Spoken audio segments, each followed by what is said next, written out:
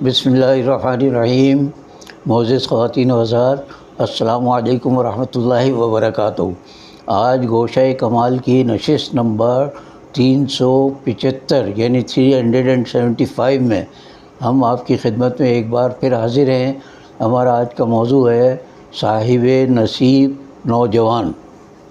تاریخ کے اوراق میں بعض شخصیات ایسی بھی موجود ہیں جن کے اصل نام، خاندان، قوم، علاقے اور زمانے کے بارے میں کچھ نہیں معلوم، لیکن ان کے کردار کی کوئی خوبی یا خامی اگلے انسانوں کی ہدایت یا عبرت کے لیے محفوظ ہو گئی اور وہ نام کے بجائے اپنے کسی صفت یا لقب کی وجہ سے مشہور ہوئے۔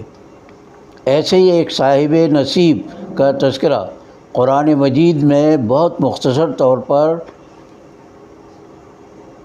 2 جگہ آیا ہے۔ ایک مرتبہ سورہ انبیاء کی آیت نمبر 85 اور 86 میں، اور دوسری مرتبہ سورہ صاد کی آیت نمبر 46 میں۔ وہ شخص یقیناً صاحب نصیب تھا جس نے ایک ایسے وقت میں اپنے بزرگ کا بار گراں اپنے کندھوں پر لے لیا جب اس کے عیش و آرام کے دن تھے۔ بہت بوڑھا ہو جانے پر بزرگ کی خواہش تھی کہ کوئی نوجوان اس کی زندگی میں لوگوں کی ہدایت و رہنمائی کا کام سنبھال لے تاکہ وہ خود سکون و اطمینان کے ساتھ اپنے خالق حقیقی سے جا ملے۔ بزرگ نے اپنے نائب کے تقرر کے لیے 3 سخت شرائط رکھی تھیں۔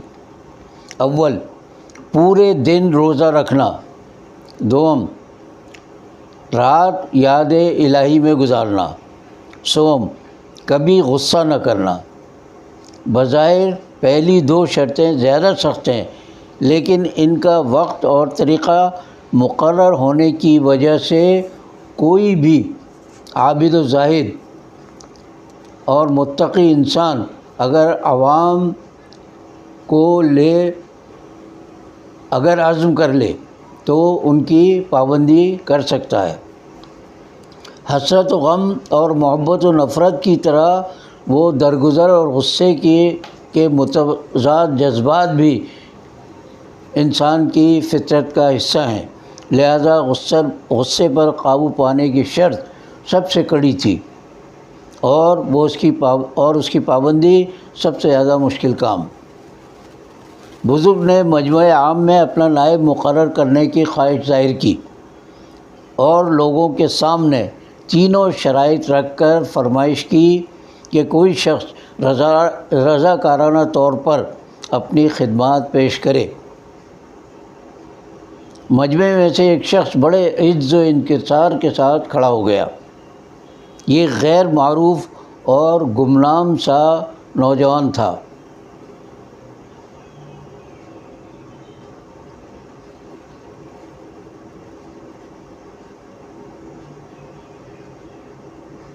بزرگ نے اپنی تینوں شرائط اس کے سامنے دہرائیں اور دریافت کیا کہ کیا تم عمر بھر ان کی پابندی کر سکو گے؟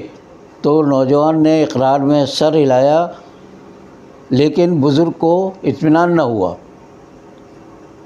دوسرے دن بھرے مجمع میں یہی عمل دہرایا گیا تو بزرگ نے نوجوان کی عزم صمیم کے پیش نظر اسے اپنا نائب مقرر کر دیا، اور پھر نوجوان نے واقعی اپنی زندگی کو اسی ڈھب پر ڈھال لیا کہ دن بھر روزہ رکھتا، ساری رات عبادت الہی میں گزارتا اور کسی پر خفگی و ناراضگی کا اظہار نہ کرتا۔ اس طرح غصے پر قابو پانے کی عادت پڑ گئی۔ غصہ اور نفرت اور بغض و عداوت شیطان کے ہتھیار ہیں۔ وہ اپنے ان ہتھیاروں کو اس صالح نوجوان کے ہاتھوں یوں کند ہوتے اور زیر استعمال نہ آتے دیکھ کر جل بھن گیا۔ چنانچہ ایک روز ابلیس لعین نے اپنی ذریات کو اکٹھا کر کے انہیں حکم دیا کہ بزرگ کے نائب اس مرد صالح کو طیش میں لانے کی ہر ممکن تدبیر اختیار کی جائے، لیکن وہ سب ناکام و نامراد رہے، تو یہ بیڑا عزازیل نے خود اٹھایا۔ نوجوان خلیفہ کا دستور تھا کہ صبح و شام مجلس کر کے لوگوں کے مسائل سنتا اور انہیں حل کرتا۔ دوپہر میں تکان دور کرنے کے لیے وہ کچھ دیر آرام کرتا۔ ابلیس نے یہی وقت منتخب کیا اور ایک پریشان حال بوڑھے کی شکل میں نوجوان خلیفہ کی خدمت میں حاضر ہوا اور اپنی قوم کے مظالم پر فریاد کرنے لگا۔ خلیفہ نے بڑے ضبط و تحمل سے اس کی فریاد سنی اور شام کو مجلس میں آنے کو کہا۔ دوپہر میں خلیفہ کے آرام کا وقت ضائع کر کے جانے والے ابلیس کو شام کو آنے کی ضرورت نہ تھی۔ وہ 3 روز تک نوجوان خلیفہ کا اس طرح امتحان لے کر اسے مشتعل کرنے کی کوششوں میں مصروف رہا۔ آخر کار خلیفہ نے اس کی حقیقت کو جان لیا تو شیطان نے بھی اعتراف کر لیا کہ میں نے تجھے ہر طرح غضبناک کرنا چاہا، مگر تو اپنے بزرگ سے کیے ہوئے عہد پر قائم رہا اور میں ذلیل و خوار ہو کر ناکام ہوا۔ اس واقعے کے نتیجے میں اللہ تعالیٰ نے خوش ہو کر نوجوان خلیفہ کو ذوالکفل کے لقب سے نوازا، جس کے معنی صاحب نصیب اور ضبط و تحمل نیز اخلاق و بزرگی میں بہت بڑا حصہ پانے والے کے ہیں۔ اوپر بیان کیا جانے والا واقعہ امام مجاہد کی ایک روایت سے منقول ہے۔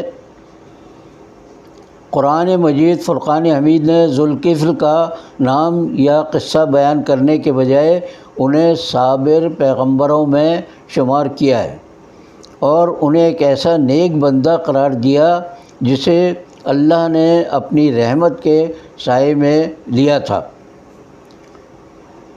سورہ صاد میں حضرت ذوالکفل کا ذکر حضرت اسماعیل اور حضرت الیسع علیہ السلام کے ساتھ کرتے ہوئے کہا گیا ہے کہ یہ سب نیکوکاروں میں سے تھے۔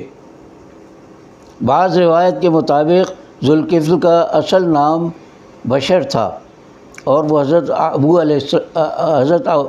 ایوب علیہ السلام کے بیٹے تھے، جبکہ یہودیوں کی مستند روایات کے مطابق ذوالکفل دراصل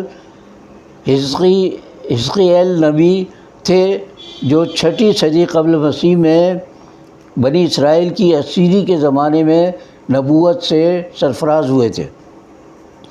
اس وقت ان کی عمر 30 سال تھی اور وہ مسلسل 22 سال تک دریائے خابور کے کنارے اسرائیلی قیدیوں کی نوآبادی تل ابیب میں تبلیغ کے فرائض انجام دیتے رہے۔